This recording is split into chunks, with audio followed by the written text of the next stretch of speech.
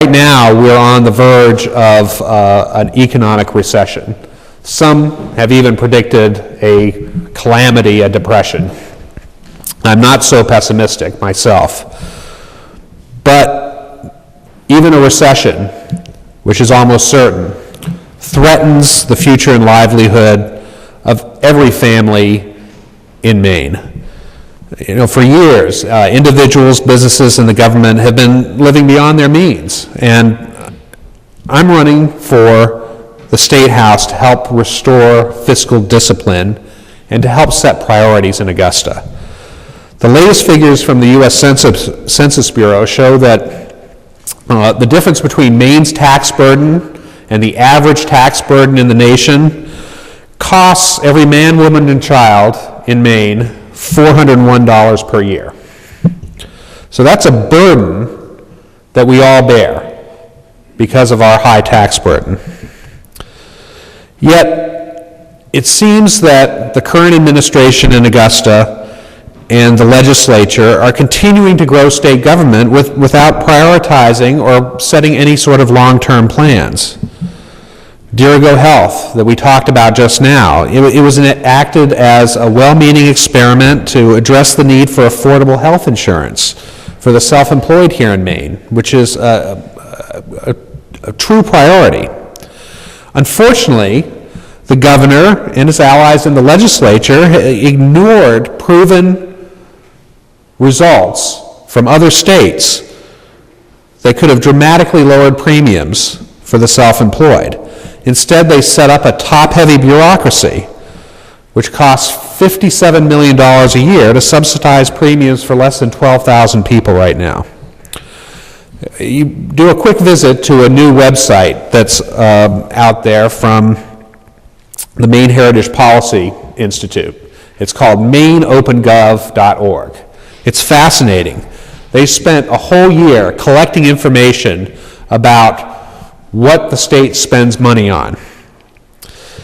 And look at the Dirigo Health Agency, and you'll notice that the head of that agency pulls down a hefty salary and benefits package worth over $147,000 per year, and that the whole payroll of 13 employees in that agency costs over $1 million a year.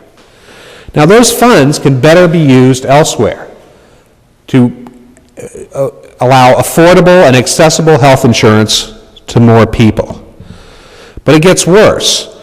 Go in and look at the money that the Dirigo Health Agency has spent on outside consultants.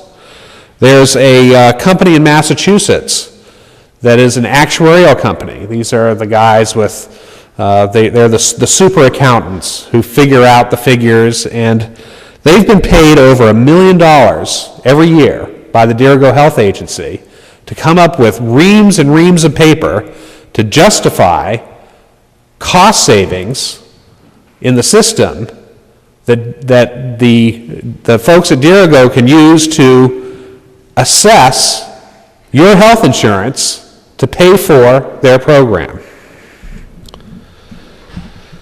This is a pattern that's found over and over again in the executive branch of our state government. Look at the Office of the Governor itself. Now, in past years, the Office of Governor has been a pretty frugal enterprise. A couple dozen employees, maybe, doing yeoman's work and earning typical state government salaries. But now we have 59 special assistants to the governor, 7 of whom earn more than the governor himself, with a total payroll of over $3 million a year.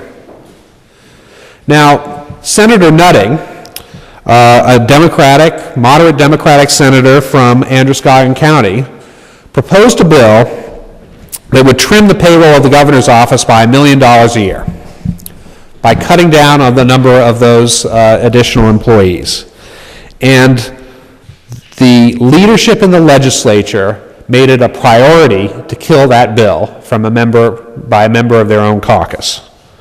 Meanwhile, take a look at the Department of Marine Resources, which is one of the essential functions of state government to manage our marine resources. And they have only 3 microbiologists to monitor the health of the entire shellfish industry along the entire coast of the state of Maine. Now, do you think maybe we could take some of those special assistants in the governor's office and use them to monitor shellfish so clam flats aren't closed for the entire year, and that we have a healthier shellfish industry, and that our lobster industry has better backing and resources from state government? It's all about priorities. There is a coalition of Democrats and Republicans that came together in the last legislature to implement some of the reforms that I've advocated for. And one of those reforms is creating a risk pool or a reinsurance pool for the individual health insurance market. This has been a bitter partisan issue in the past. But there are a solid core of legislators in Augusta that are willing to put the good of the people over their own immediate political concerns. And if we elect more legislators who resist the pressure to do what is expedient and set public policy priorities and say no to increasing the tax burden on Maine families, then this economy can begin to thrive again. A frugal and fiscally sound state government can turn its attention to deal with the health care issue, to fixing roads and infrastructure, to providing better choices in education, making sure that every child has access to the best schools that are available. I'm ready to step up to the plate. In one term in the legislature, I gave 44 floor speeches while fighting against higher taxes, wasteful bureaucracy. I wasn't afraid to do it then, and I'm not afraid to do it now. You know, many years ago, when Harry Truman was president, a supporter shouted out, "Give him hell, Harry!" And his response was, "I'll give them the truth. That'll be hell enough for them."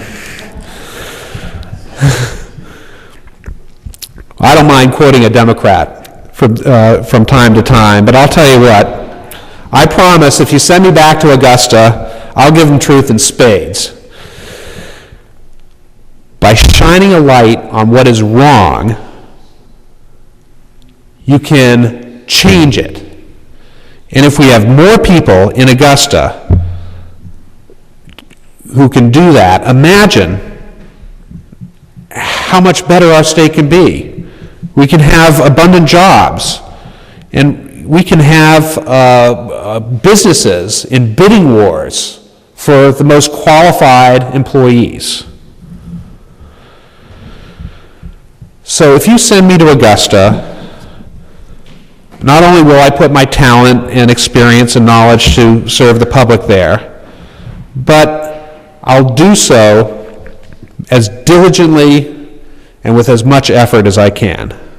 It will take much more than just one person, but with your help, we can send a message that to the business as usual crowd in Augusta that a wind of change is blowing in their direction. So go to the polls on November 4th. Ask your town clerk for an absentee ballot if you think there's any chance that you might not be able to make there. Vote for Kenneth Lindell. And if you do this for me, I promise I won't let you down once I'm up there. I'm ready to do this. Remember, the government belongs to you, not the other way around.